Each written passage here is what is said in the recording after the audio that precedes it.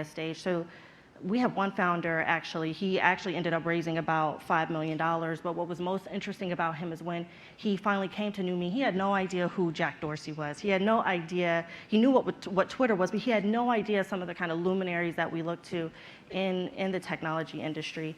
And for him, it wasn't as much as wanting to raise money as to get the very, very early stage capital, less than $50,000, in order for him to grow and to actually want to raise more money.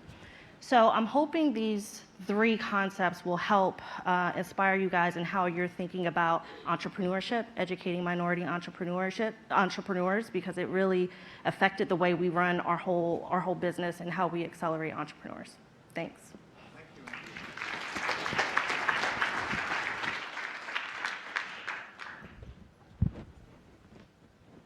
Hi there. Great to be here. About 8 years ago, I co-founded a company that pioneered the 3D printing of human tissue. This company, Organovo, now works with pharmaceutical companies, providing them with human tissue models that they can use to test and develop new drugs. This accelerates the development of new cures. And in the future, patients could use this kind of technology to develop, to have new tissues and new organs for transplant. I remember when we were developing this technology, and as it was becoming more mature, people would approach us with all kinds of seemingly crazy ideas. They would ask, if you can grow skin, can you also grow leather? If you can grow muscle, can you also grow meat? And I remember thinking that these were just the craziest ideas, and I was very dismissive. I thought, what could be more important than accelerating the development of new cures and saving lives? And so today, I now run a company entirely dedicated to growing leather for handbags and for shoes, and meat for packaged foods. Let me ask you, how many of you eat meat? And by the way, let me tell you why I think this is far more important. How many of you eat meat? Great. And how many of you wear leather? Raise your hands. So do I. Congratulations to us. We're collectively destroying the environment. And just that act, our diets and our wardrobes, those decisions have a more consequential impact than the entire industry of transportation or the energy industry. And let me tell you why. Because today we have a huge dependence on animals globally to grow our meat, dairy, eggs, and leather goods. And as the population grows, this dependence is expected to nearly double in the next few decades. Our demand for animal products is expected to nearly double. I experienced this viscerally. For me, this became a firsthand experience when I, several years ago, moved to China. And I saw firsthand that the demand for meat there, the consumption for meat was growing. And meat prices were going up tremendously. And I saw also firsthand that the environmental consequences for this, the growing pollution, the stories around tainted meat, and the fact that if you wanted to get a good quality piece of meat, chances are it would be flown in from Latin America or Australia if you went to a fancy steak restaurant. I thought that was absurd. And so I thought there has to be a better way. And so this is where the idea of actually rethinking how we grow our meat became visceral and potentially tangible to me. And if you think about it, why raise an entire animal, spend years developing, growing the animal, only to use the small parts that we need? If you can raise the products we need instead, grow the products we need directly from cells. And so this is the principle of biofabrication, where we can grow the products we need directly from cells themselves. And in fact, we've been practicing this, if you think about it, for thousands of years. Products like beer, wine, yogurt, and cheese are grown from cells. And so this idea of growing from a new type of cell is what we're talking about. This technology of biofabrication today can allow us to grow things like tissues and organs, and yes, even leather and meat. And what's exciting is that we also don't have to be literal. We can actually innovate. Using these tools, we can harness nature to make actually better products. So in the process, we can make better products like leather that has better design and performance properties, meat that is very tasty but also healthier. And in this process, we can also perhaps make a better planet. Thank you very much. Thank you, Andres. You're getting better and better at describing that. And sorry I didn't introduce you before, by the way. Next, we have Sarah Vuig, who's a scientist at the Qatar Computing Research Institute. So I live and work in Qatar. It's a small, conservative Muslim country located on the Arabian Gulf with vast oil and natural gas resources. Right now, there's a big push in Qatar to modernize, to become major players on the world stage, and to really contribute to global conversations. At the same time, Qataris speak a lot about maintaining tradition, upholding Islamic principles, and not losing their unique sense of identity. And what that process looks like is a source of tension. So this goal to modernize while maintaining tradition has led me to really pay attention to how Qataris use various technologies. I focus primarily on social media and online games. And what this endeavor has led me to see is that these technologies that are developed and designed in the West are appropriated and reinterpreted in non-Western environments. So I speak a lot with young Qataris, and we talk about how they navigate these technological environments. And what I'm finding is that the ways in which these tools are being used is likely quite different from how the developers originally intended or even conceived were possible. So let me illustrate with a culturally specific example from a Qatari perspective. So in Qatar, the reputation of one's family is of the utmost importance. Individual reputation comes second. Women and girls in particular are in a position to uphold their family's good name. One way in which they do this is to index proper modesty in public spaces. So in a face-to-face situation, women will cover their hair and their bodies with loose clothing, and they don't speak to men outside of their immediate family. In a digital environment, they find different ways to display their modesty. So one way in which this will happen is when girls and women play massive multiplayer online games. These games often require that you are on a team with people from all over the world, and you communicate with your teammates through a microphone. So what Qatari women will do is they'll be on the microphone, and they'll listen to their teammates, and then communicate back via text. So in this way, they're able to enjoy the game and to play and be successful members of a team. And they're also able to follow this culturally based rule of not speaking to men outside of their own families. So what this example shows us is a few things. One, Qatari women have figured out really well how to be formidable, valuable teammates in these MMOGs. Second, we see the appropriation, the transformation, and the owning of these socio-technical objects and how they're becoming subject to processes of localization. And overall, it shows us that people work within the confines of the technology and within the expectations of their cultural norms to successfully navigate various environments in really interesting ways. And my goal is to continue to look really hard at how non-Western atypical audiences can be empowered through future design and development.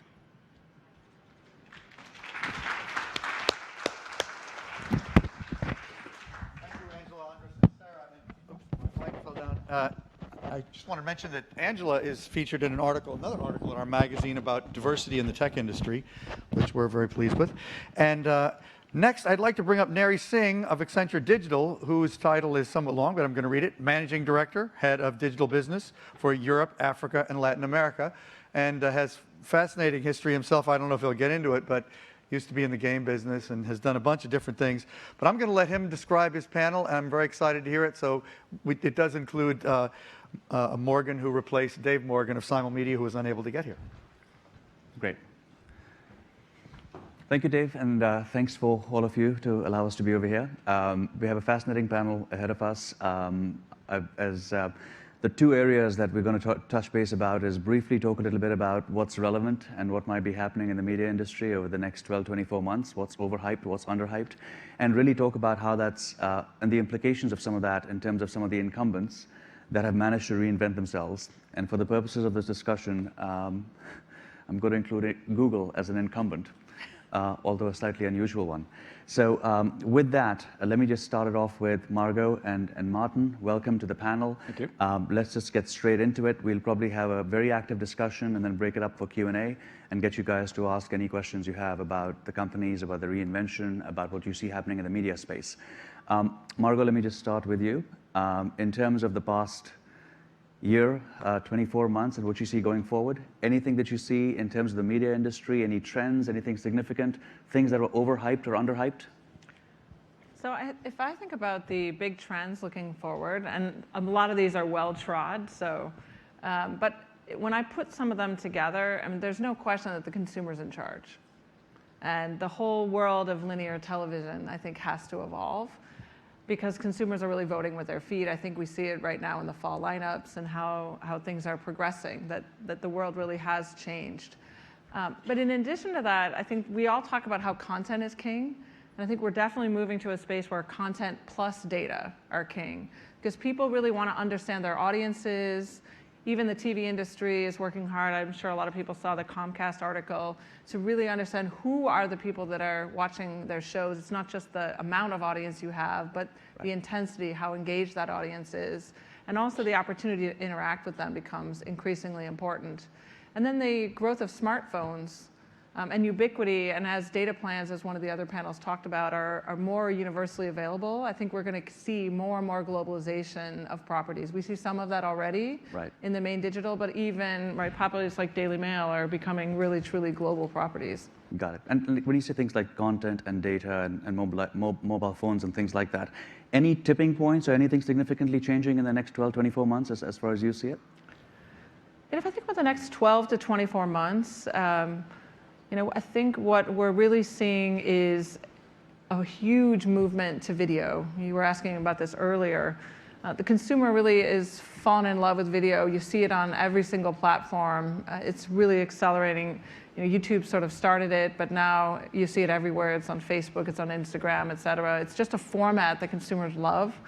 Publishers are really leaning into it as well. Most of this, in my view, is driven by the plethora of smartphones. When you're on a smartphone, it's much easier to watch something than read something. I think most of us reflexively, just as human beings, I don't know about anybody else, but I don't read directions anymore. I just go to YouTube and look for someone else to explain how it actually works. And it's often not even the company, it's just someone else who's posted a video on that product or service. And I just think it's becoming so much a part of our lives and how we think about getting information. I think that's a huge change. I'd love for you to think about something that you've heard or seen incessantly in the last 12 months that you think is overhyped. We'll come back to that. Martin, from your point of view, I think most people will be surprised, and we'll talk a little bit more about the Daily Mail, the General Trust, some of the numbers, which are pretty staggering. But as far as you guys see it, what do you see as relevant? What do you see as a shiny object that might not matter 2 years from now? Well, I think we see, of course, not surprising, very similar trends. I would add also for us as a content producer, having to make decisions about distributing our content on an increasing number of platforms and what kind of relationships to have with those platforms. And of course, that combination of content and data, and having the data on your customer so that you're close to your customer, you know your customer. And of course, some platforms are more open to that than others. So I think that for us is a major sort of series of strategic decisions coming up. Then also there's more talk, of course, about ad blocking, how that's going to work out. And it's not a big issue for us yet, but it's something I would say that we're constructively nervous about. And how can we persuade our readers to make sure they don't block us out, especially if they're not paying to access, I think is another topic. So just on ad blocking a little bit, and this is, there's been a lot of discussions around this. As you both see it, is it more of just the consumer being more in charge and the mobile web having a reasonably, let's just say, character building experience? Or is it a calculated move by others in the industry to kind of make the mobile web a lot less relevant? I think it could be both. It appears to be a calculated move on the part of certain companies that we don't need to mention. But face it, from a consumer point of view, if your experience is degraded by serving ads in various ways that aren't very effective, then I think as your consumer, you're quite right to perhaps complain about that and look to the publishers to deal with that problem. Right. I don't know how you feel, Margaret. No, I agree with that. I mean, I think the whole internet landscape on the media side has been so enabled by free content that's then funded by advertising. But at the same time, I think as an industry, it's really important that we have some standards that create consistently great user experiences. What I think concerns us is that all publishers are, in many of those situations, are swept into the same, treated by the same brush, even though many of them are great actors that have excellently targeted advertising that's very thoughtful and useful to the user. And so what I think is so important is that we get together as an industry, we have shared standards, and the publishers that really have those great standards are not subjected, because we do need to pay the publishers. They're investing a lot of money to create this content, and it's very important for an ecosystem that we find a viable model that works both for consumers and for advertisers. Right. And for us, a lot of that's driven by ads that give users choice, either exceptionally relevant, as we sort of started with search ads, or things like TrueView, where the consumer can choose to watch or skip the ad. Right. Which I think gives you a lot of feedback and insight about what consumers care about and how to do very relevant targeting. We'll come back to if you think there's anything over or underhyped in terms of media trends. Just back to video, you talk about video. I somewhat cheekily mentioned Google as an incumbent. When it comes to video, is Google feeling like an incumbent, as some would argue? I mean, in terms of, do you see a new generation of video upstarts that come out there that could, that could change the video landscape? So I think, video is here to stay. It's this incredible new format. A lot of people talk about linear television as video as well. So I think consumers love great content. I think what we're seeing in the way I think you're referring to video is not just the premium content that's created in traditional linear television, but this plethora, which started with user-generated content, but now tons of creators coming out into the space and finding whole new venues and types, more authentic creative. My sense is that growth will never stop, because it's so endemic to what consumers are looking for today, which is that much more authentic voice that's really speaking to them, that opportunity to engage and participate with the creator. YouTube clearly started this movement in a very proactive way. It's very much at the cornerstone of the ethos of the company, which is to democratize creativity and give everyone a voice. And not allow anyone who has a creative message to really find an audience for it, if there is one. There are many other platforms that will be created, some with more narrow interest areas, some just around fields like gaming, some will do it around different areas, and we're responding to that also as YouTube. So things like creating specialized apps for gaming and music and kids. Those are really important use cases where we know that the user wants a much more focused experience. So not only, I think, will there be a lot more choices for users, but I think larger players like ourselves will continue to observe how people use our platforms and think about ways in which we need to evolve our offering so that we stay in step with those usage occasions. And Martin, from your standpoint, video, anything? I mean, obviously it's a huge part of kind of how you guys are moving. Yes, well, I mean, I think for us, for example, it's beginning, as we get better at doing it, and it's evolving very quickly, I think it's giving us opportunities to think about doing, say, longer form video. You might call it a television program, which we might have not have perceived just a few years ago. So I think there are tremendous opportunities there. We'd be very brave to say there aren't going to be new businesses starting up that are going to disrupt some of us. So we have to look for that. But on the other hand, that might create some investment opportunities for us as well.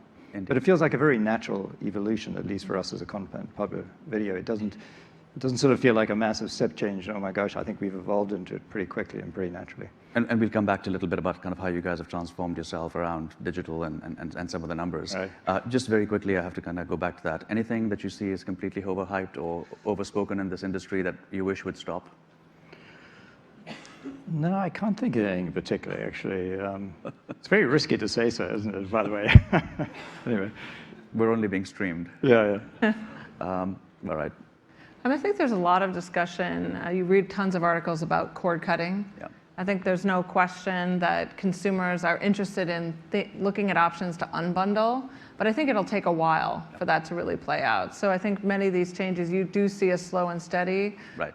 change, but I think it's going to, those are really 5 to 10 year, not 2-year changes. Agreed. But important to look at the fundamentals, though, of why users are doing that and what it is they're looking for, and begin to experiment and push the thinking now so that you're ready for where we end up. Agreed. Just switching topics a little bit. Martin, I'm not so sure most would appreciate the size and scale of kind of the digital footprint that the Daily Mail and the General Trust have established. Can you just take us, I mean, it's a 120-year-old institution. Can you just take us through some stats and kind of, what you guys have done and some potential lessons learned for those in the audience and beyond? Well, I think you were referring particularly to Mail Online. Yes. Yes, which we've got about 225 million uniques a month now, about 14 million daily uniques. It's roughly a third UK, third US, third rest of the world. Although I noticed I was just looking that the US is now somewhat larger than the UK, which is very exciting. And we're doing about roughly $100 million of revenue with a largely female demographic, which is very typical of what the newspaper was. So, and I think this topic of global is very interesting, very exciting for us. And kind of who would have thought that a British, middle market tabloid newspaper could now have a global, has a global brand, and with a global opportunity. I think somebody from The Guardian perhaps is here. I don't know, The Guardian has a similar kind of opportunity. So that's hugely exciting to sort of break out of our domestic market, which is very typical of DMGT overall, that started out 20-odd years ago to diversify into different kinds of businesses and also globally. So we now have about 75% of our profits actually come from business to business rather than consumer. Right. And just, Margaret, this applies to kind of the lot talked about recent structural changes of Alphabet. I think you've made some structural changes in terms of organizing for kind of digital reinvention. What are some lessons learned? What do other news or media organizations don't get about the importance of structure along this journey for reinvention? Well, I think for us, unless we could stick with Mail Online, in some ways it was a somewhat messy process in the early days. We didn't get it right off the bat. I mean, it wasn't as though somebody walked in with a fully formed business plan and this is what we've executed. So I think in a funny way, what we got right was perhaps a little bit analogous to, a startup business that has an idea but doesn't get it right the first time and has to pivot it a number of times. So I think whether by design or whatever, we got it right in being relatively patient. And of course, critically, along came a brilliant person and the editor and publisher of Martin Clark, who had that has that messianic, fanatical zeal of an entrepreneur, to succeed.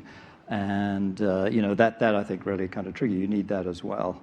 So we're pretty clear believers, and not alone, that where you're looking to do new things, create new product, you have to create a good degree of space. Not necessarily send them completely to a different place, although that can work. In the case of Mail Online, it wasn't really that. But fairly early on, they got enough freedom from the newspaper business to actually create a different product. But you also incented them differently, which I found interesting. Yes, we incent differently. And we do this particularly when we invest in earlier stage entrepreneurial business, which we do a lot of, is, again, allow the freedom, but also share the value creation. So in a way, we try to mimic, in a way, what a venture capital firm would do, a private equity firm, is actually reward in a very different way than just a share of the profits or share of the sort of short-term cash flow. And we would do that inevitably over quite a long term.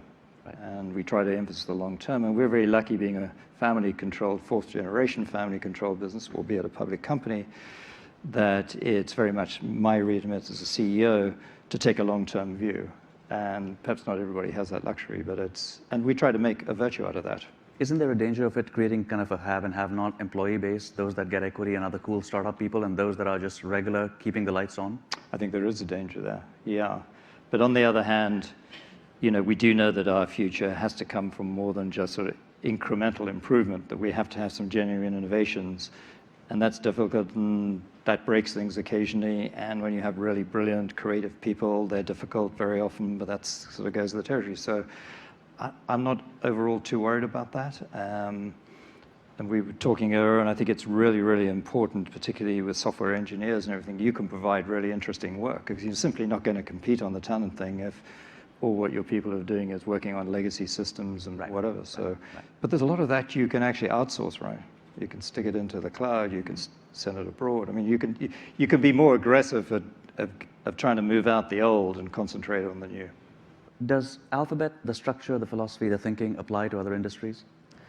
So if I go back to maybe the session that was before us on values, at the end of the day, what drives us is that the ethos that Larry and Sergey created, organize the world's information, really has translated into improve the daily lives of as many people as possible. And I do think as the company grew, and Larry really felt that we're only 1% of the way to where computer science can really change lives, that if we really want to make a difference, that we have to find a way to leverage ourselves. And if you think about with machine learning, all the massive changes that can be taken on in so many different industries, all those things we're doing in driverless cars, in life sciences, in access, those things are massive problems that are 5 to 10 year bets. Very challenging if your core business is internet software and you really have massive innovation coming there too, right? We've gone from the desktop to the mobile web to apps and now moving on to a service web. We have a lot of innovation to be had there. How do we as a management team find leverage? And I think Larry very much felt that as a leadership team, we have to find a way to scale ourselves and scale himself. Right. Because if all those things were coming up to him as the CEO, that was going to be really tough. And he worked really hard to think about who could take the baton in the core internet software business so that he could, and very much inspired by the Berkshire Hathaway model, Right. think about the insights that we have into fundamental technology trends and create this other business that could get after some of these big, huge, game-changing areas. And also, as I think it was mentioned, it was a constructive way in which we could respond to shareholders. So I think what other companies can learn is you sort of start with your fundamental ethos, and then you ask yourself, are you really overweighting the future? Right. And are you taking enough risk to really put those 5 to 10 year bets in areas that do attach to your core business? But he wanted to push the boundaries of kind of business assumptions, Right. that everything has to be kind of deeply connected. In fact, you can move much faster if you can put really, really smart people in charge of things and then selectively bring your expertise over to those where you can really make a difference and try not to let those people slow down. In many ways, similar to this concept of having almost those in-house entrepreneurs.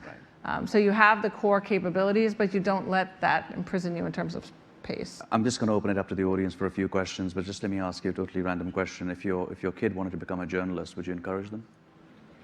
Yeah, I certainly would. I think there's huge opportunities in the digital world as in the print world, but this in a way comes back to values, isn't it?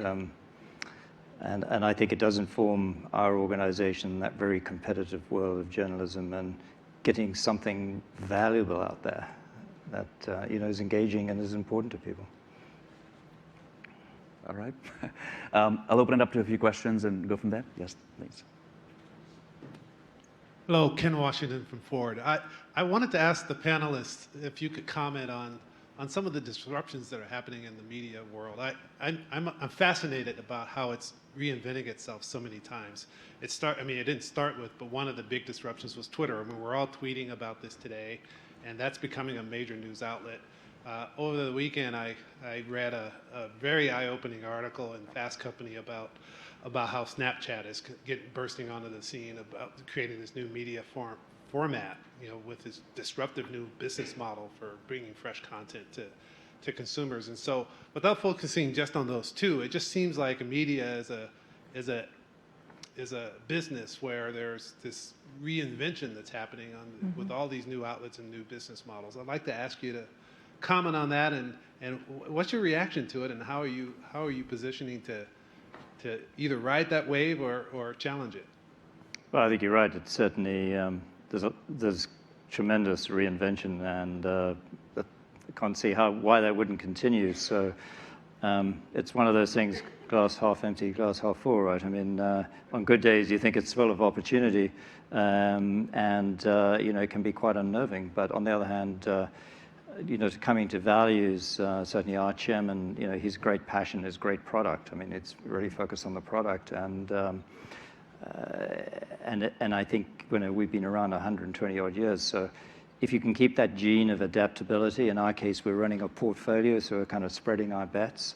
And we range everywhere from backing the occasional startup to, we've got in a newspaper a very cash generative, very old business. So that's one of the ways we're coping both with the risk and the opportunity is run a kind of portfolio and give individual talented people a lot of freedom to go and do their stuff. Because ultimately, I think those are the people you're competing with, right? Yep. I think the fundamental piece of that is distribution is so much easier. So if you have a great idea, it's so much easier to scale it from a media perspective than it was before. It used to be that distribution was the choke point for creativity. And so I would anticipate that we'll just keep seeing more of these. I think the best ones are where people really see a user problem. So many of these new messaging apps did come from the fact that people wanted a disposable communications outlet. And that in and of itself as a thesis will then spur more ideas and innovation.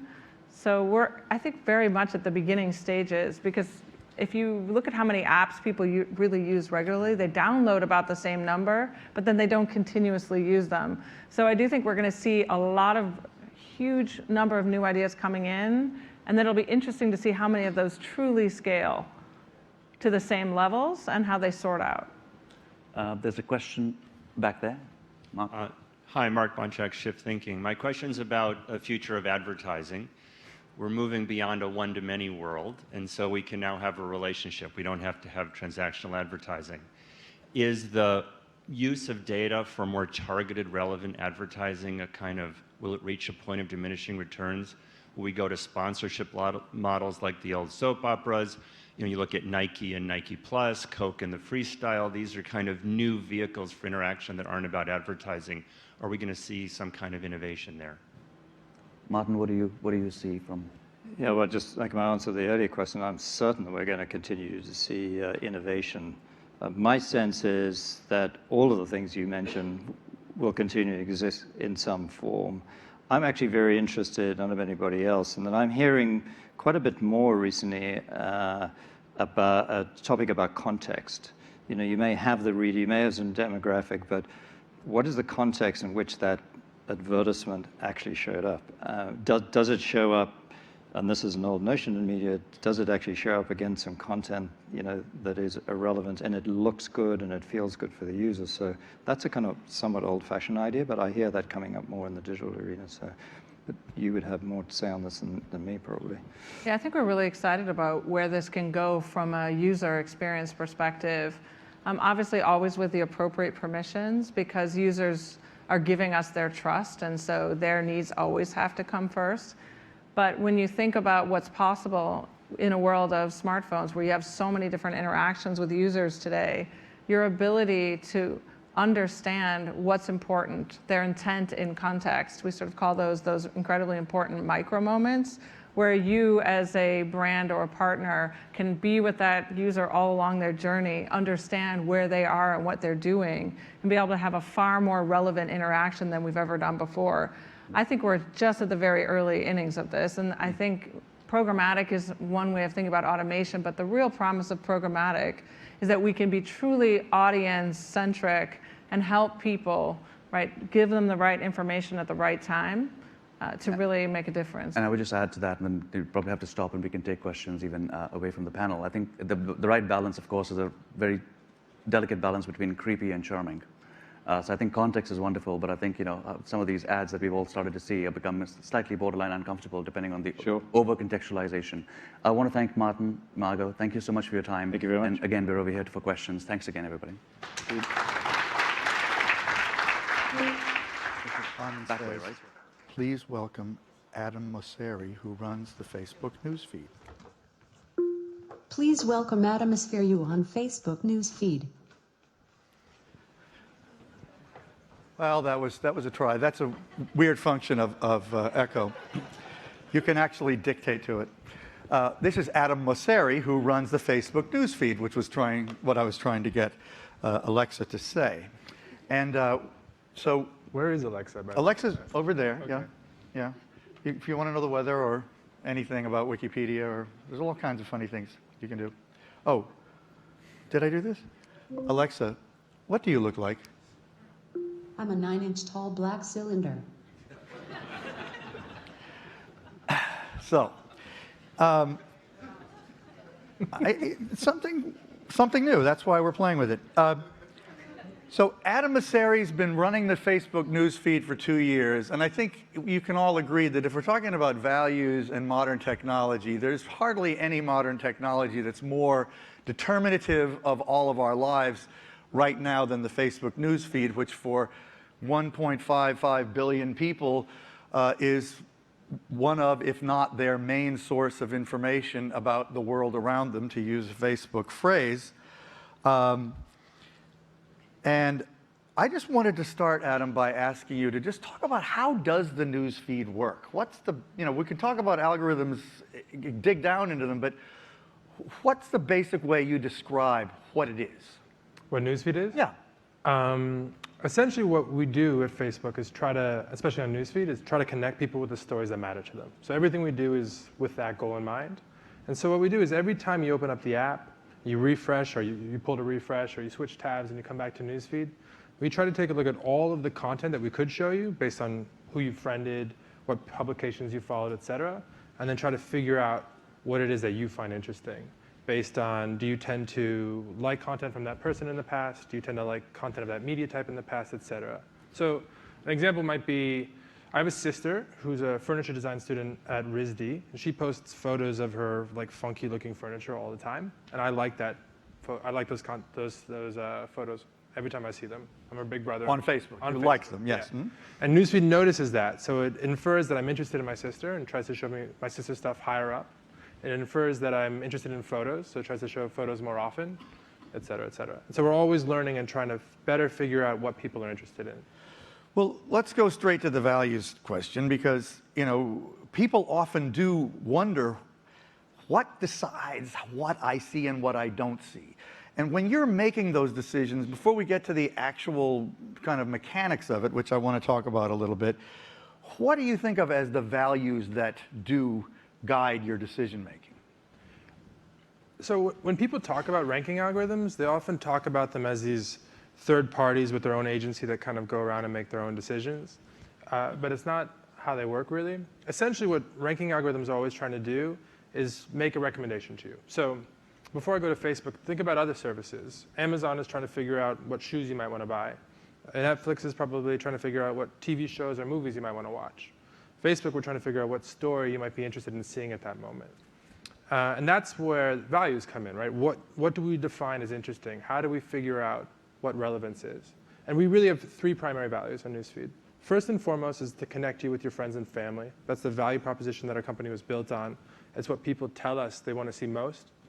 Then to inform people about the world around them. That could be hard news, but that could also be just learning about the fact that there's Canadian elections right now, which John Oliver posted about, or that actually recently I had a friend ask about a plumber. I have a group called we call it Homies, but essentially we post questions about houses, and someone asked, does anyone have a plumber? And another friend recommended it. So the second is to inform you about the world around you. Which is a phrase that Mark Zuckerberg used way back. Yes, and we've been talking about that for a long time. And lastly is fun content, entertaining content, content that helps you pass the time. But we think about our values in that order. So fun is an explicit part of what you're thinking about when you're making decisions about what people would see. Yeah, I think that people often use Facebook while they're waiting in line to buy lunch, or maybe someone in the back here is not that interested in what I'm saying, and maybe they're checking it right now. That's cool too. In those moments, I think amusing content or fun content can be really valuable. But again, we think about first and foremost to connect you with your friends and family, and then informing. Because that's the order in which people ask for things, so that's the order in which we try to best invest our time. So there's algorithms that basically follow those guiding principles that all sort of work together to determine what you finally see. Now tell me this, because I know that everyone, with the average Facebook user has how many friends at this point? A few hundred. A few hundred. So the average user would be eligible to see roughly how many posts and items? Roughly 2,000 or so. In a day? Yeah. And how many do they typically actually get presented with? A few hundred. A few hundred. So you're basically filtering down to maybe 10 or 20% of what would be eligible to be seen. Yeah, I think that. So how do you do that? Well, there's more and more information out there, right? There's more and more that we can consume. There's more and more that we want to consume. And there's only a finite amount of time every day, right? And so what we try to do is figure out what you're the most interested in to make the best out of your time. Right. How do you do that? Well, I don't want to say the same thing again. Well, I think that what we do is we try to predict things. Are you going to like this? Are you going to comment on it? Are you going to share it, et cetera? And we get better at predicting and better at figuring out, oh, Adam likes Anna's content. That's my sister. Let's show her content higher up in newsfeed. But I think the meaningful question is, how do we evaluate success? How do we know that things are going well? Good. So there's really two buckets. One is what people do. So do you like more? Do you comment more? Do you spend more time on Facebook? Do you share more? These sort of behaviors. But the other is what people say. So one thing we have is something we call the feed quality panel. Have any of you guys ever heard of the feed quality panel? Nobody's heard of the feed. I hadn't even heard of it till I spoke to him on the phone. So essentially what the feed quality panel is about 1,000 people right now in the US, Indonesia, and Brazil. And they spend 4 hours a day rating 60 stories. Do you pay them for that? We do. Yeah. We actually do lightweight surveys internationally everywhere that are not paid, but we have actually professional raters for. There's a total of how many? Roughly 1,000. But that number is going up. Yes. Yeah. And imagine you spent a couple hours this morning ordering stories from the one that you found the most interesting to the one that you find the least interesting. We can then compare your order to the order that we would have put stories in. And that difference is our opportunity. That difference we try to minimize over time. So when we launch changes to how ranking works, we look at, are people liking more things? Are they sharing more things? But we also look at, are we getting closer to the order that people tell us they want the stories in, that the people tell us they find most meaningful? One of the things you said on the phone was that the single most important thing that determines what you see is who your friends are. Yes. Talk about that and why that's so important. Well, when you first sign up, you have a completely blank slate for newsfeed. There's nothing in there. And so over time, you friend people, you follow maybe sports teams you're interested in, celebrities, public voices, publications, news, et cetera. And so the content that's in your newsfeed is only eligible because you followed a page or a person. Actually, not everyone knows this, but every single post from every one of your friends is in your newsfeed. If you keep scrolling. Most people don't read their entire newsfeed, so they miss things. That's not true for what we call page content, but business content, because many businesses post many hundreds of things a day, and feeds would just get totally overrun. But from actual people, you put it all in there. It's all in there. Uh-huh. That is interesting. Huh. So you talked about also this, you evaluate all these things, and you do it based on certain set algorithms, but you apply that algorithm to each individual. So in effect, everyone has their own individuated set of controls for what they see. Is that a fair way to put it? Yeah, essentially, what we value is consistent, but how we execute it or how we apply the algorithms is very personalized. So a simple example would be, we look at how long you read a story for. So if you read 2 stories, one for 4 minutes and one for 4 seconds, we're going to assume that the one that you read for much longer is more interesting. But 4 minutes for you might be a really long time, and 4 minutes for you might be a really short time, because maybe you read everything end to end. That'd be pretty cool. And so what we think of as a long time or a short time is totally personal. It's totally independent. It's different for every single individual. That's true for most of our features. But you said that some of it is curated. What do you mean by that? Is that going back to the quality panel, or is that something else? What I mean by curation is we do our best to figure out what people find interesting, but we know we don't always get it right. We know we make mistakes, which is why it's really important for us to build controls for people to curate the experience when we do. So we invest a lot in building and educating about controls for newsfeed. So unfollow, you can unfollow anybody. So actually, have any of you unfollowed anybody? Oh, damn right. You got to unfollow people. It makes a huge, huge difference. Does it really good? Yeah, I just went through the other day and did it, and nobody noticed. Really? That's the point. Nobody knows. So I probably shouldn't talk about unfollowing people on stage because people know. Well, if it's important for people to do it, you should talk about I'm trying to it. think of a safe example. Steelers. I'm a Steelers fan. I'm from New York, but I'm a Steelers fan. It's a long story I can explain later. But we weren't doing that well a couple years ago, and it was just sort of depressing me every Sunday, so I unfollowed the Steelers. They don't know about it, which is good, and then that content is out of my feed, and then I have a more happy sort of experience. But we also do things about the inverse too. So see first is newer, so I'd actually be surprised if most of the room has heard of see first. Has anybody used see first? We've got one over here, just one. All right, see first is good. What see first allows you to do is pick someone you want to have show up at the top of newsfeed every single time they post.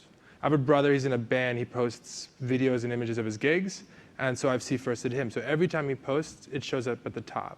And this blend, which we talked about, of this automated ranking, which is trying to figure out what is interesting to you, and then manual curation, where you can actually correct the system when it's getting it wrong or tell the system more of what you want. No, I always want to see my brother's stuff, and I never want to see stuff from the Steelers.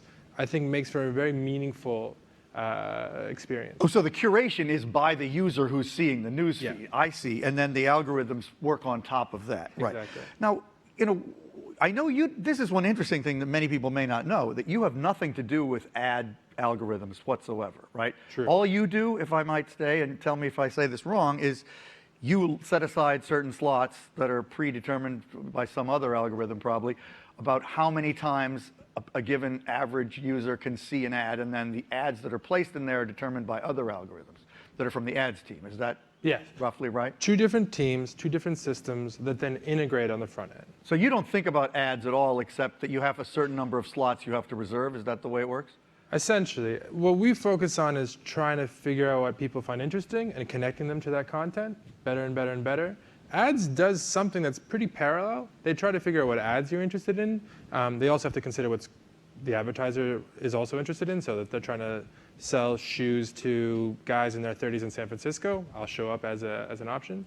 But the teams are independent, the ranking systems are relatively independent, and then we integrate on the front end.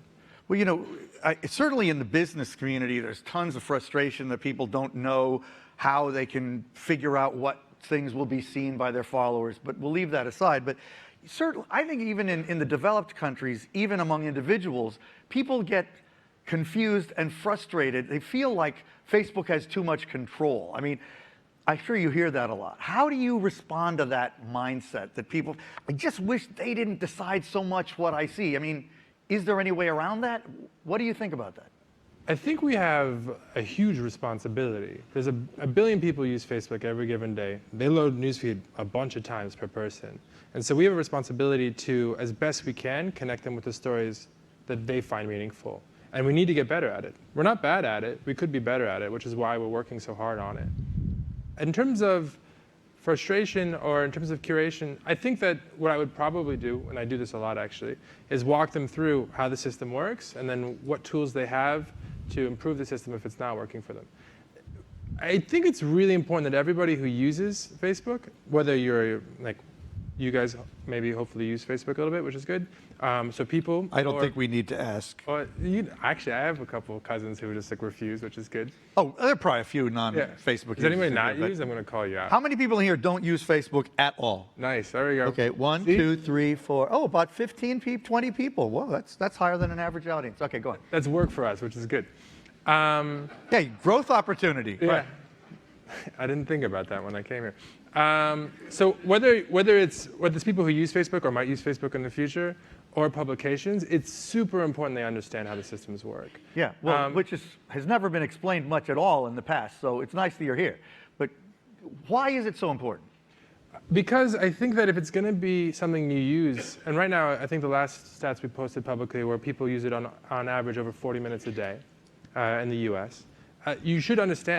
How many millions in the US? Like 200? Probably 150 million. 150 million people use it 40 minutes a day. Tens million. Go on. There's about 1 billion people daily, and then in the US I think it's about 150 million monthly. Is 40 minutes a day roughly a global average too? Yeah. Yeah, okay. And so if you're going to use it for that long, you should understand how it works so that you can get the most out of it. You can decide who you want to follow and who you want to unfollow. You can understand why you're seeing more of this and less of that, so that you can then go in and correct it if it's getting it wrong. So we look at education as a kind of a broad issue. So speaking like this is great, but what's even more impactful is actually doing education in the product itself. So letting somebody know when they hide a story that they can also unfollow that person in that moment. Knowing when to ask and when to educate is actually something we spend a lot of time thinking about. I'm going to get to the audience, but I asked on Facebook today what some people would ask. Robert Scoble, who has opinions about a lot of things and who lives 5 minutes from here, although he's not going to be here till tomorrow, asked, why can't we have keyword-based filtering, meaning he wanted to be able to get rid of any post that mentioned Donald Trump, for instance. Is that sort of thing possible, coming, an idea you've considered? The Donald Trump filter is not an issue. Not a Donald Trump filter, but to be able to say, I don't want to see anything that has such and such a word or phrase. Yeah, I think that the important thing with controls is that they're easy to understand and they're powerful. Because if they're not easy to understand and powerful, they're not going to get adopted, and then what's the point of building them? I get a lot of, actually, more obscure requests. One I've gotten more than once, is can I stop seeing baby photos from high school friends I don't talk to anymore? Right. Which is like a very convoluted thing, but like I can empathize with. Like I've had that experience. We all have that experience, pretty much. But if we build all of those, I think that the concern is that the controls would get too complicated and less approachable. And they might be good for a few people who are very technical, but I want to make sure that our controls have broad appeal, that my mom can use them and understand them. That's interesting. I think they have to be simple. Because another person said, why don't they give users more control over what the algorithm prioritizes, and mentioned there used to be sliders that you could slide around that made various things come and go in larger quantities or lesser quantities. Yeah, that was That was a long time ago. Yeah, that might have even predated me. Yeah, I think it was probably a few years ago.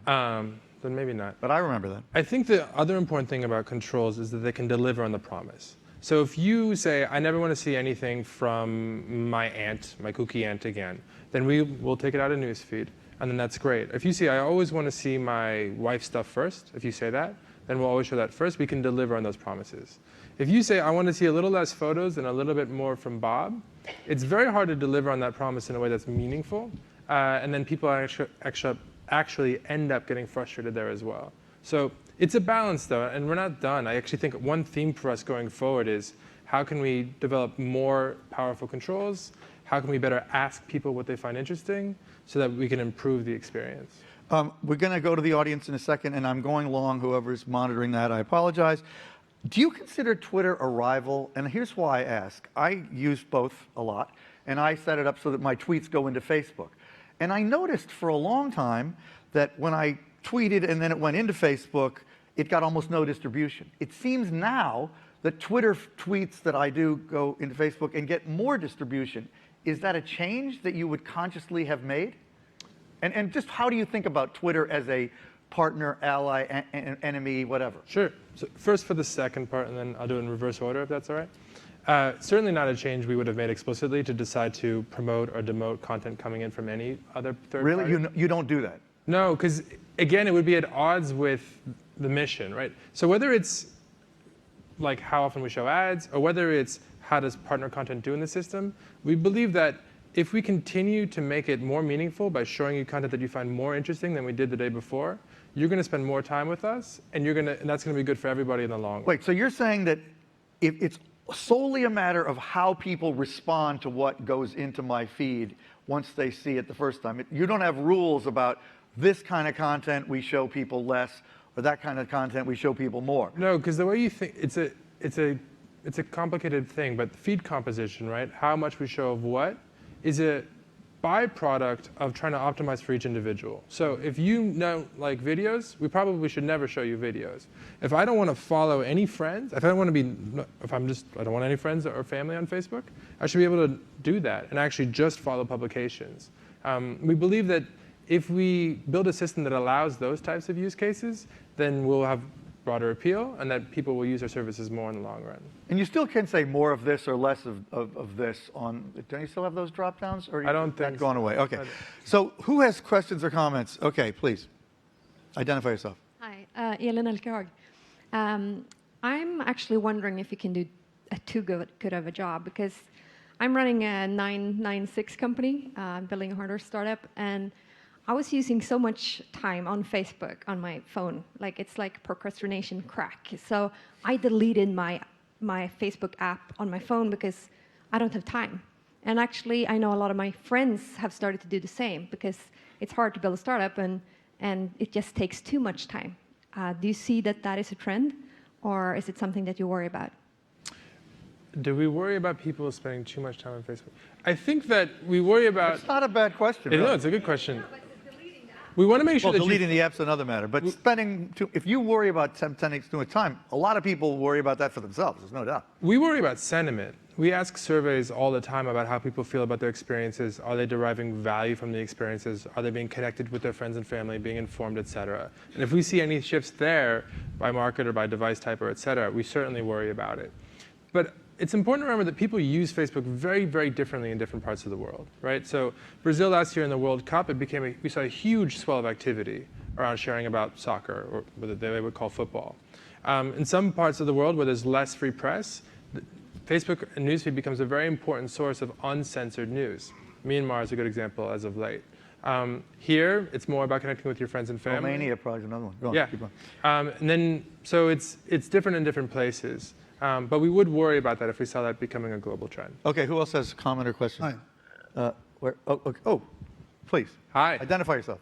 Hi, my name is It's a nice Avi wide room. Berkowitz. I'm a rabbi at Chabad, but I also consult with companies and nonprofits on impact.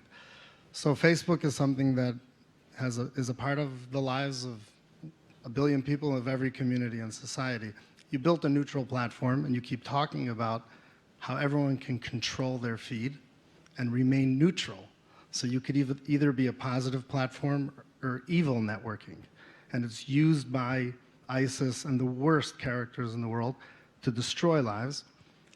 At the same time, think about, I can tell you 5 words of the negative, cyberbullying, body image, divorce, a lot of negatives, a lot of positives also.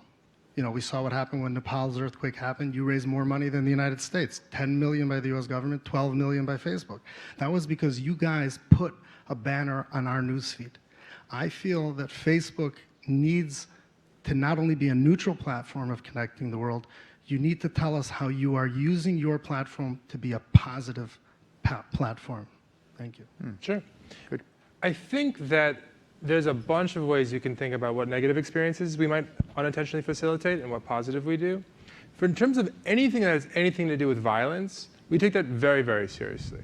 We've got what we call community content standards, and anything that celebrates violence or is trying to organize violence, et cetera, that content we take off of Facebook. The way that works actually is people report it, and they report it really, really often. We then manually review it and we remove it. In terms of things like natural disasters, and et cetera, what we're trying to do there is build tools to allow people to facilitate those positive experiences. And so we're doing more and more there. I do think it's an area where we can do more, and we're looking to do more. Okay. So we are open to ideas. We're running out of time. Actually, we ran out of time a long time ago, but go ahead. Over here, identify 0. yourself. It's not our fault. I don't mind. Thank you. Josh Reynolds with Quantified. Hey. My question is this. You've talked about some very smart ways that Facebook helps us stay connected with and prioritize the things we already know about, the things we care about. Yeah. But what I'm curious about is this. Where does finding new things, where does serendipitous discovery, where does broadening our perspectives come into play? And the reason I ask is this. If we just continue to look closer and closer and closer at the things we don't already know, our blind spots are going to grow exponentially. When we type in a search term into Google, it's because we think we have a question in mind. Yeah. But in the old day, when my parents grew up, they had someone on a screen delivering news that they would never have seen otherwise. They had new things brought to them. They had ugly truths. It's the filter bubble question. Exactly. So my question is, Facebook, what role do you think you play in enhancing human curiosity and bringing us closer to the things that we don't already know about? Good. What responsibility do you have around that? Thank you for that question. I think a big responsibility. I think, 1, I'll talk about what happens today, and 2, I'll talk about what I think we can do in the future.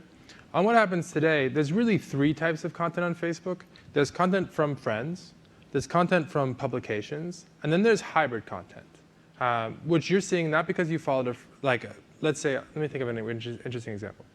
Do you guys know the page IFL? This is like a benign example. It's I effing love science. It's an amazing page about pretty cool science stuff. I learned about them on Facebook because someone posted a link to an IFL video. And this happens a lot. It's actually a growing percentage of the content on Facebook. And that allowed me to, one, it was a cool video. It was about sleep science and about how if you might sleep less and think you're fine, but if you just get used to it, and if you just sleep more, it's better for everybody, which I used as an excuse to go to bed earlier and get up later. But I learned about that on Facebook, and then I ended up following that page, and now I get updates from IFL all the time. So it happens in a significant way on the platform already. That said, I think there's more and more we can do to help people discover content that they don't even know about yet. Or that they do, but they just don't happen to be connected to yet. My mom, actually, on my last birthday, she said, I hear you work on Newsfeed. I've got a complaint. This happens a lot if you work at Facebook. And I was like, OK, what's going on? And she's like, you never show me any content from the New York Times. And I tried to explain how ranking works. And she wasn't having it. So I took out her phone, and I opened up the New York Times on Facebook, and she's not even following them. And so at first I was like, this is on you, Mom. Don't ever say that to your mom. And then I realized it's not really. She actually sees links to the New York Times all the time because her friends share them. And she just assumed she was following the page. And so we need to do better connecting my mom to the New York Times, but also helping people discover things based on their current interests that they might not know about yet. And so we've got some ideas that we're currently working on in that space. And like you said before, helping people understand how the whole thing works really helps, and you got to explain it a lot. That's the foundation complicated. on which everything. One final question, Simone. I am going to wrap. Simone's cutting me off. But sorry. Do you feel like, do you walk around feeling, my God, I have so much responsibility? 1.5 billion people see this thing that I have to do. How do you feel like the power of what you do day to day? Does that weigh on you? I feel like it's a lot of responsibility. I tend to think about day to day about two things. One, how can I help my team get done what they need to get done this month? But two is, how can I make sure that we're thinking about these long-term issues, like serendipitous content, or like safety on Facebook, et cetera. And I think my role is to balance those things, is to help the team manage the week-to-week grind, and it's intense and it's stressful, which is good, but also think about those longer things. And as long as I'm doing that, that energizes me, and then that helps me deal with the fact that I do think it's a very serious responsibility. Well, cool. Thank you so much, Adam, for coming. Thank you, guys. Really good. Adam's going to be at dinner, so you can talk to him more there. And now I want to introduce my longtime colleague. 1, 2, 3, 4. Oh. That's weird. That's another John Lennon song, I think, isn't it? Wait, stop. I don't know how it must be in my pocket. I'm sorry. But anyway, Strat Sherman. Where's Strat? Come out. Strat Sherman, a longtime Fortune colleague, who is now going to help us with this Gods in Boxes session, and I'll let him introduce it. He's the last one out, but.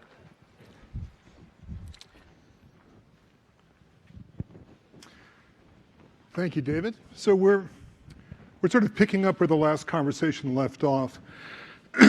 Title is Gods in Boxes.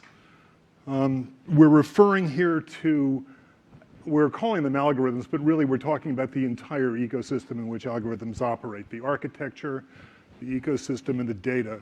But let's call them algorithms for short. Before we get to them, why don't we introduce who's here? At the far end, Oren Boyman, who is CEO, co-founder of Magisto. This is an AI-driven technology that some of you have already sampled, I know, and we've all got, I think, a year's membership in it. It takes photographs and videos and edits them through some artificial intelligence technologies into things that are not just edited, but emotionally resonant. Sure. So Oren has background in computer science and math, PhD in computer vision. To my right, Vivian Ming, self-described academic turned unemployable time waster / entrepreneur. Yeah. That's just the best occupation I can think of. I wish it paid better. Yes, wouldn't that be great? So she is a theoretical neuroscientist, a technologist, and an entrepreneur. Among many, many, many other things, she's co-founder of Socos Learning, which uses a very deep foundation in research on life outcomes to deliver one message a day to parents of young children. Ron Brockman in the middle, chief scientist at Yahoo, head of Yahoo Labs, had a much heralded and much published career in computer science and AI, ranging from Bell Labs to DARPA. And as an aside, he helped develop artificial intelligence at AT&T that then CIO Hossein Eslambolchi applied to a zero-touch vision for automated customer service, which some of you who were AT&T customers may remember as a nightmare. So thank you for that. I know it's not your fault. I actually had nothing to do with that. Sorry, Strat. So first question, and let me get this to you, Warren. What's the difference between choices made by computers and choices made by individual people or groups of people? Right.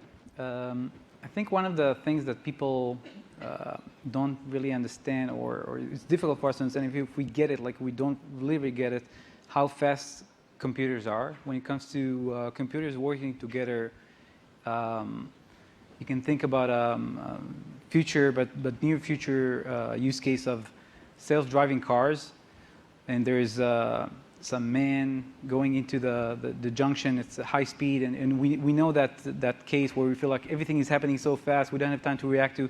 From computer perspective, this is like happening in very, very slow motion. They have all the time in the world to have, kind of years of discussion on what's this person going to do. Everything looks very, very slow motion. So computers move so fast compared to us that it's difficult for us to understand. If you think about algo trading, for example, in the blink of an eye, years of discussion of people can happen between computers and will make exactly the most the right choice for the computer. So speed is one thing. I think that another element which is again, it's not necessary, but it's moving fast in that direction, is that computers are becoming more and more, and will become furthermore, black box.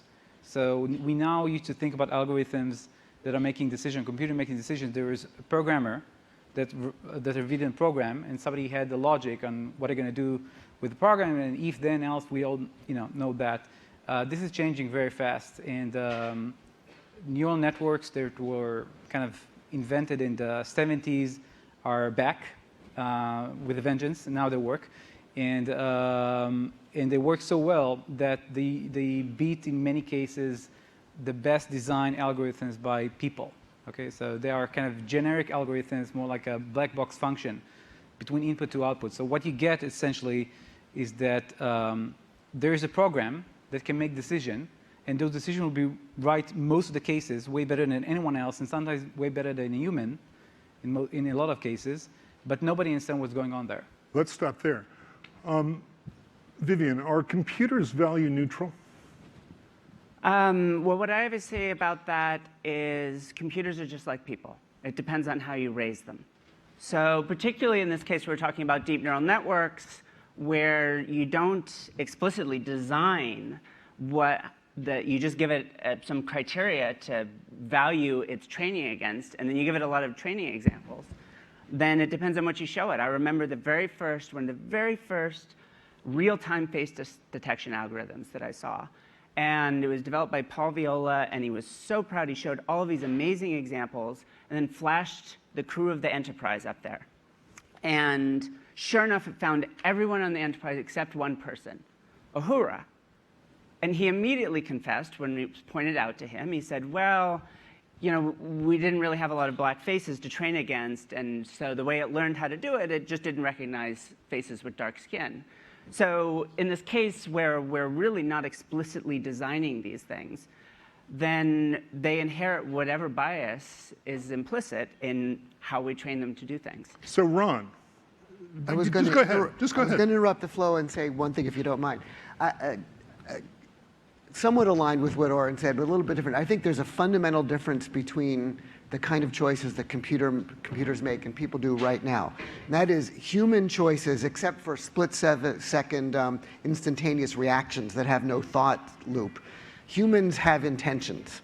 They have goals they're trying to satisfy. They have needs, desires, other things of that sort. And while we impute those things sometimes to computers, we talk We just heard in the prior discussion that Facebook notices something. Facebook recommends something. Well, in honesty, it's not really doing those things. We're just using those anthropomorphized terms to reassure ourselves what the algorithms are doing.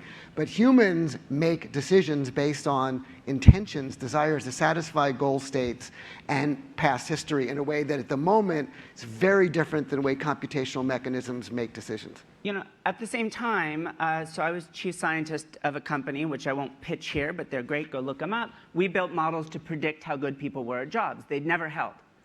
And frequently, when I got interviewed by the press, they'd say, isn't that scary? Don't you ever make mistakes? And yeah, we made mistakes all the time. But we looked at 55,000 variables. Your average recruiter looks at 3 variables: your name, your university, and your last company. So they use a lot of implicit sort of pattern matching and intentionality in making their decisions without reflecting on why. At least in our case, and fully acknowledging that it would clearly, we'd inevitably make mistakes in our recommendations, we were explicitly stating a set of criteria. But did more data produce better decisions? More data. We had these wonderful things that we ended up calling Jade stories based on the person we originally hired using our algorithm. He's a guy who never went to school. Yes or no? Better Yes. Do you believe that?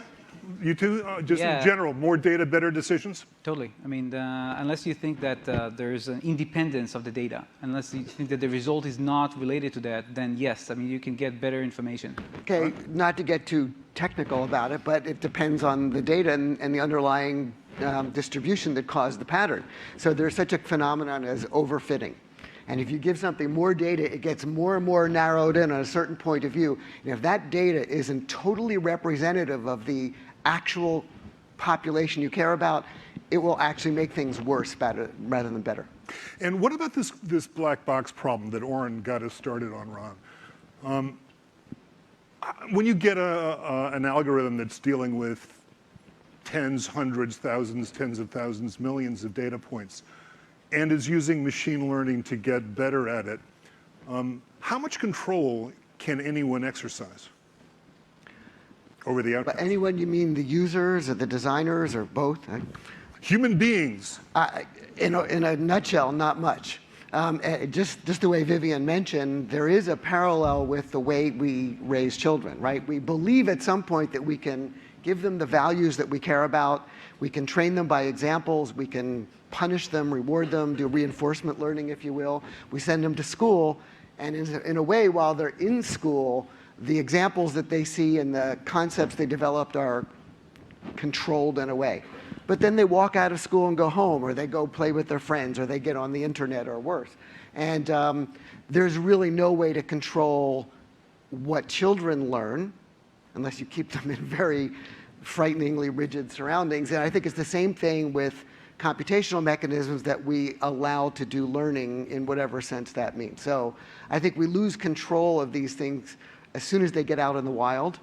And no matter what values we think we've put in them to start, and even what we've proven, if you will, about the programs, they start to go awry pretty quickly. So. And are we okay with that? Is that a neutral fact?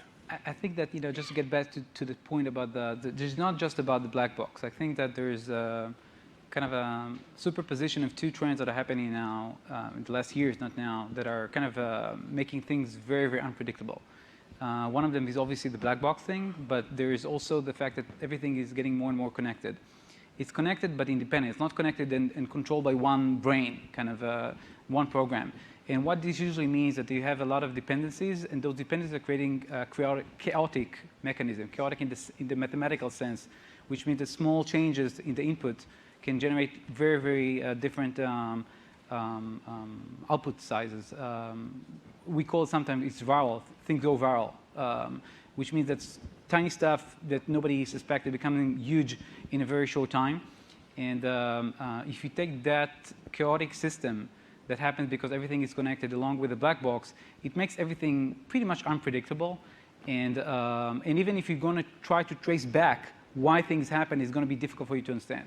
It's going to be like, at the end of the day, you're going to get to some tiny machine decision that nobody can predict or even understand. And to just put a final point on that, this has been researched specifically in the context of social sharing and algorithmic sharing, and those results truly are unpredictable, and they throw, I think, a lot of uncertainty and, to quote one paper, inequality into these systems. So let's pause there and just very, very briefly, let's just survey some of the examples of things that touch our daily lives in ways that we're kind of sort of vaguely aware of but don't really know how they work, that are algorithmically driven.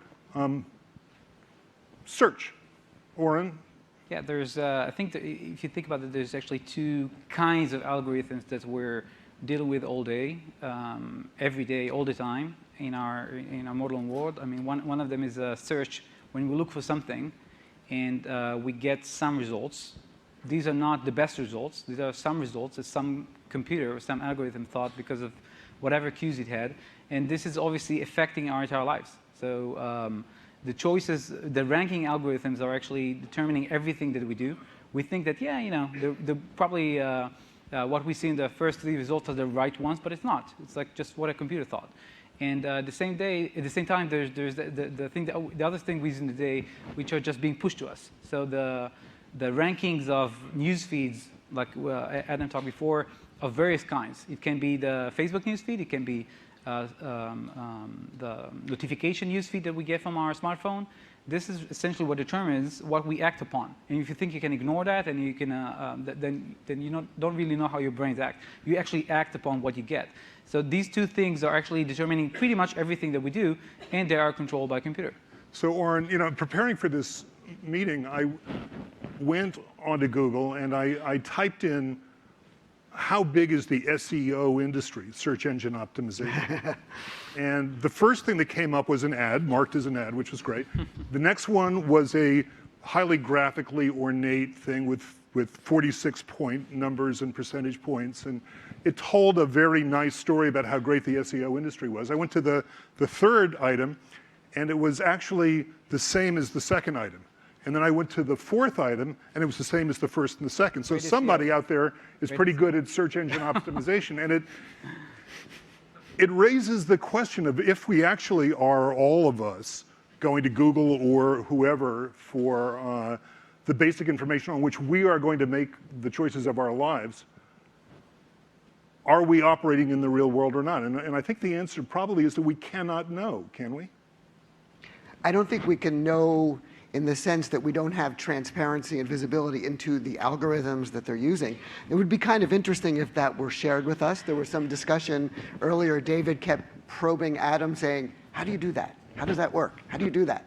And either it's not appropriate to say, or the fact is anything you say would only be at half-truth. What would most of us do if like, Google gave us its algorithm? I mean, what would we do with that? Right, exactly. We would probably abuse it.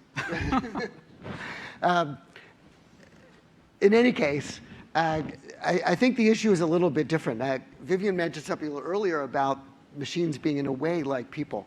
And one of the things that we do is, because people go out into the world and exhibit unpredictable behavior, as much as we'd like them to share our values and learn from the right examples, is that we have extrinsic mechanisms for measuring quality and trustworthiness and control.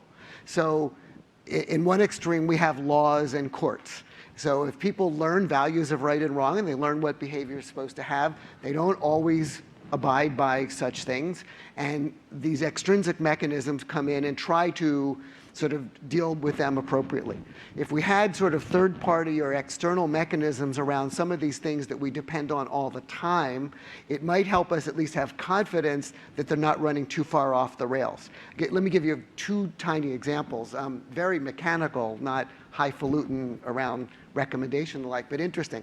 I was curious and went online and just tried to understand how anti-lock brakes work. Because my intuition was, with the way cars are going these days, and I think we have some car people in the audience, they can say better, there's a lot of software in the vehicle.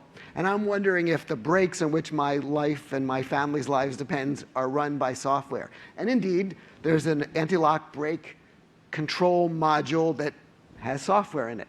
One of the interesting things is apparently there's another module that watches over the performance of the system itself, and if something goes wrong, it can stop it. It can retract the hydraulic stuff for the anti-lock brake system. So there's a third party, if you will, that's neutral. It's not intertwined with the mechanism itself that can help it perform well. So that works in anti-lock brakes, but does that work? Let's take, for example, I'm sure all of you have read books by Michael Lewis, Big Short, Flash Boys, that sort of thing. You can't do anything with money other than use cash that's not involving some kind of an algorithm. And one of the human values that wasn't mentioned yet in our discussion of values is greed, right? We have very, very powerful financial incentives driving the creation of algorithms that deal with money. And sometimes these things crash markets, and sometimes they do things that are worse than that. At that level of complexity, is there an anti-lock brake controller that can be applied that somebody at the Fed can go? Well, I am not an expert on this, but there are certainly no one is, I don't think. Mechanisms that come into play when the swings at, let's say, the New York Stock Exchange go too far and they stop trading.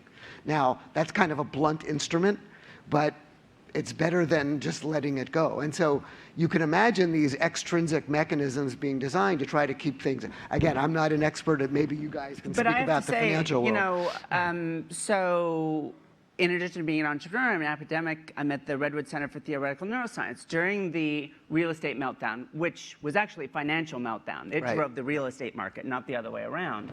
But during that period, we were all, you telling us you didn't know what was going on? We work with very similar types of algorithms in our work, and it seemed entirely implausible to us that it truly took everyone by mistake. This was willful ignorance. So I think a lot of these judgments are being made by humans about how they decide and deploy a set of algorithms that aren't inherently good or evil. So let's take that a step further. So if you're getting a credit rating, if you're buying an insurance policy, I believe you're being subjected to an algorithm. Does the credit agency or the insurance agency know why you got the rating you got?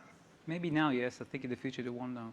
Again, when you have when the black box algorithms are competing and winning, will you use the algorithm which is more moral, or will you use the algorithm that wins? I think it's very easy to know what's going to use. And again, the more data you have, assuming you have lots of data and you don't have this problem of dimensionality in the data, then you get more information, you get better results. So probably you use it, and you'll sacrifice some people. I mean, obviously there's going to be mistakes. Every algorithms of this kind make prediction mistakes, and there will be mistakes, and there will be the casualties of this. But one of the interesting things about not simply the mistakes, which I think to some extent we accept, if the trade-off using the algorithm is better than the trade-off with the human, that seems very straightforward. But say working in HR tech, where I was before, and in education, what we find, for example, is that the algorithm, if it mines deeply enough, inevitably finds things that correlate strongly with race and gender.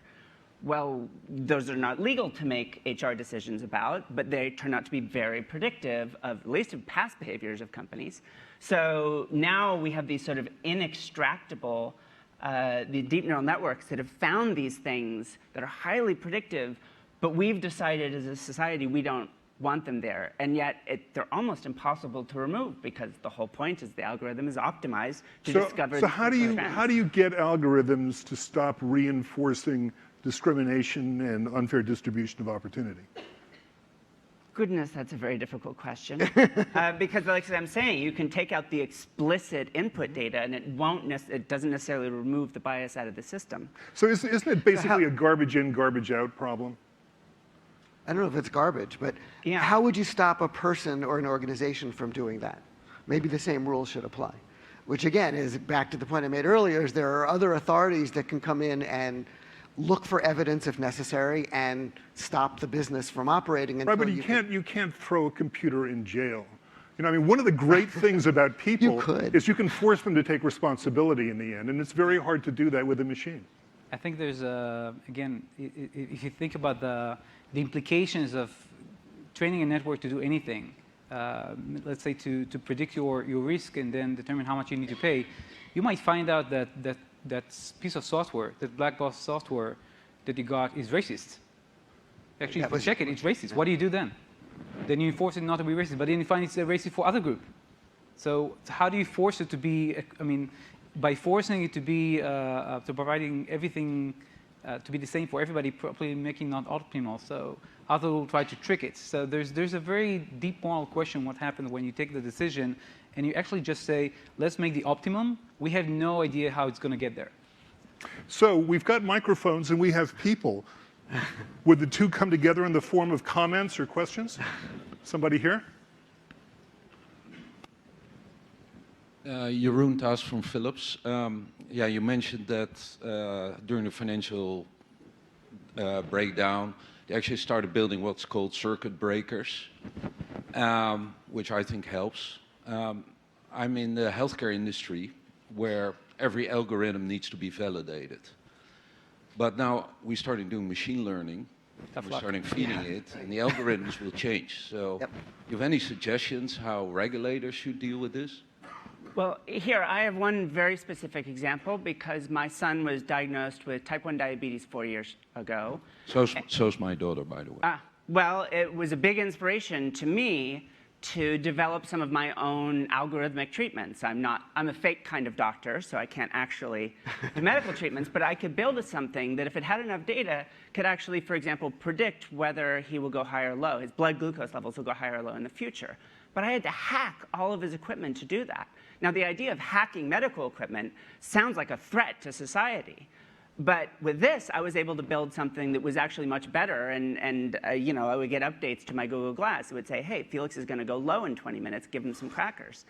So I actually think I kind of want a pluralistic approach to algorithm development. If we can pair the data sets from Facebook and Google with a lot of people that can act on them, I would be pretty happy having an open marketplace, even for medical data, in which algorithms could be tested, applied.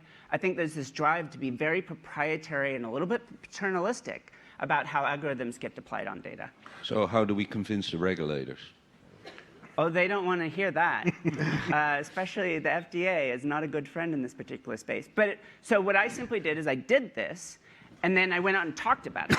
So then eventually, in fact, not just my own work, a hashtag developed called We Are Not Waiting, in which there's a parents group to try and push forward implementation of these new technologies. Other thoughts on regulation before we move? Again, just doctors can cause problems as well, right? Rather than just machines. There's things like certification, and doctors learn, presumably, retraining, continuing education credits, and things like that. So again, I think if we put our machines in that context, we just have to acknowledge that learning makes them unpredictable. We probably should test them in rigorous conditions to make sure that they do what look like the right things the same way a human would. There's also a human choice element here. We noticed when we were backstage that we did a quick survey about how many of us were on Facebook. And it turned out 50% of us are on Facebook and 50% of us are not. And that is, I think, one demonstration that people can choose. Who else? So back here. The original PI of my first ever project was Terry Sarnowski. I worked on lie detection for the CIA off of video.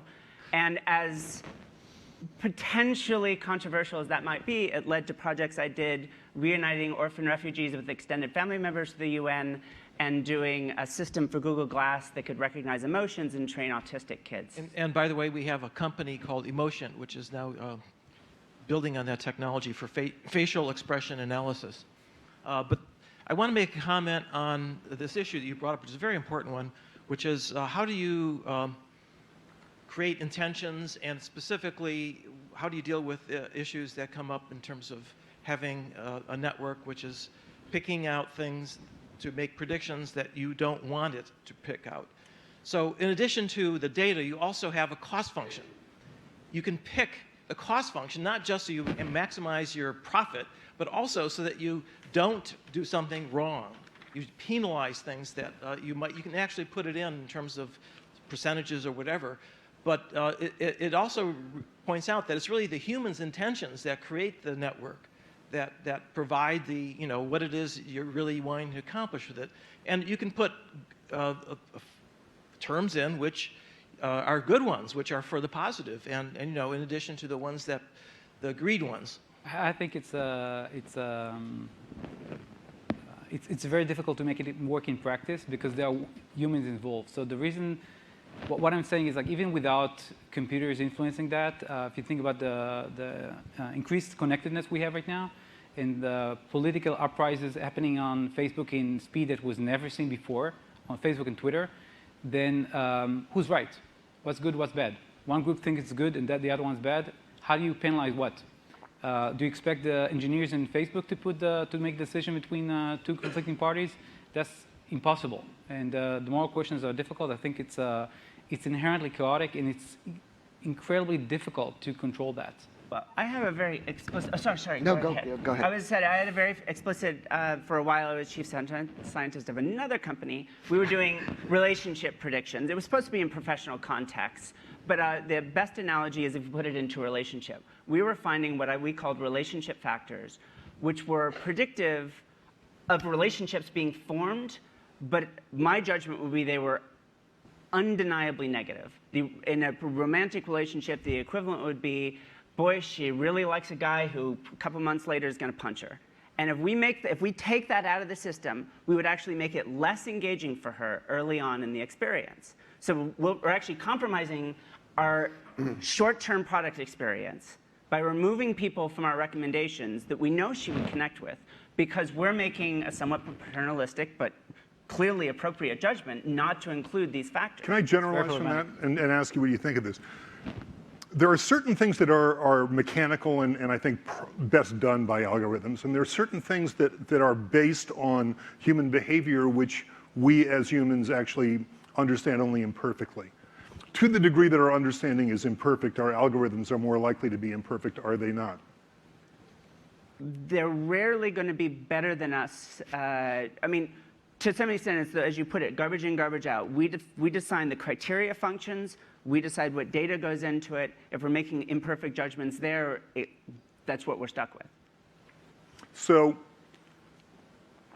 we're called gods in boxes for this session. I wonder if that's really the right title. I'm not quite sure what was implied by gods. Probably a sense of maybe we worship them, because some people do. But they're talking about us. We're not in the box. But that somehow there's some all-powerful, all-knowing element to this. And I think as we've discussed here, and I think it's a common theme, is that at the very least, it's more like people like things in boxes with the flaws and virtues that people have. In some cases, because of the ability to process huge amounts of data, these things can be better than people.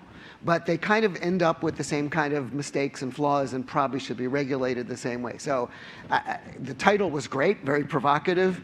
It would have been a lot more boring if it were more realistic. So what we've really got, though, is a lot of invisible, really fast people that we can't hold responsible. That's what we got in our boxes. Gods in black boxes. That's what we're going to So let me just close on a quote. If the development is possible, it is out of our powers to prevent it. Edward Teller, father of the hydrogen bomb. Thanks.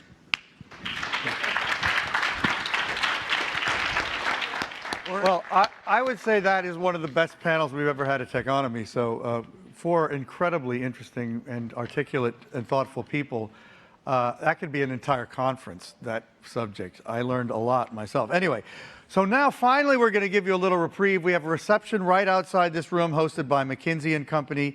That's going to be followed by dinner hosted by Ericsson and the tent, which is just beyond this area outside. That starts at 7:15-ish. And then after dinner, it's going to be amazing. Sean Parker in Navia, which is the restaurant of the hotel, in a more informal context. You kind of go back up to the lobby and then take a right. And that's 8:45. So tomorrow morning, we start with 2 breakfast sessions. Is it really 7 a.m., Simone, those sessions? Okay. Well, West Coast people like good early morning things, I'm told. But 7 a.m., self-assembling societies about how interactions in cyberspace bring people together in physical space will be in Miramar 1 and 2. And is that right there, Simone? Where's Miramar? Is that right here? Miramar's right over here. And then more equitable distribution of wealth presented in conjunction with Omidyar Network will be held in Miramontes. Where is that? Is that on the other side of the hotel? No, they're both over there. Omidyar's over there. The other one's on the other side of the hotel. Okay, so enjoy everything else. Any further housekeeping notes, TBD. That's what it says. I'm just reading. Anyway, I thought that was a pretty good opening afternoon, so thank you all.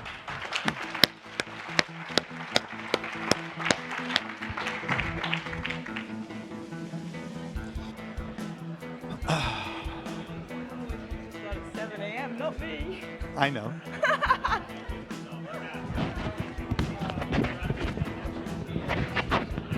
I like the double act power play here. I know who's pulling the strings, really. Congratulations. Oh, no, I just got here. The last 2 sessions. Oh, amazing. Vivian. Vivian is like... Opening night reception for terrace.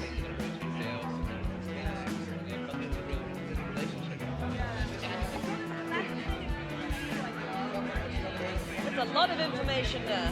Yeah. I think with these sorts of sessions too, there's like for me some of the earlier sessions are less interesting. I can sit there for 2 hours and listen to her. Yeah. She did a really nice.